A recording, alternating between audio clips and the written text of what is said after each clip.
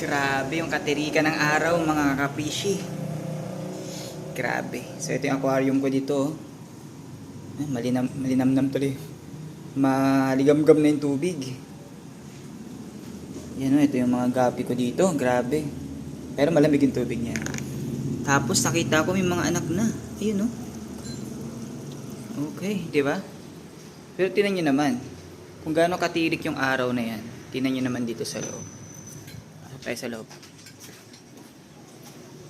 Okay, dito sa room na to, guys, fully aircon dito. Naka 19 degree kasi nga mainit eh. Boom.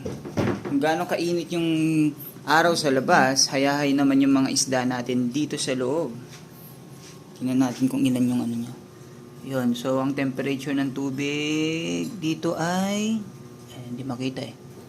Nasa 24. Yan, 24 degrees Celsius. Ayan.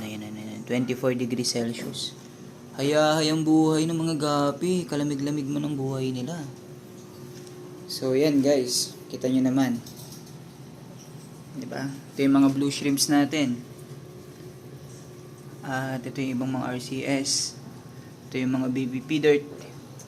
Ito yung iba pa nating mga isda. Yan yan. Dito rin. Lahat yan mga kahit malamig yung tubig, tuntua sila.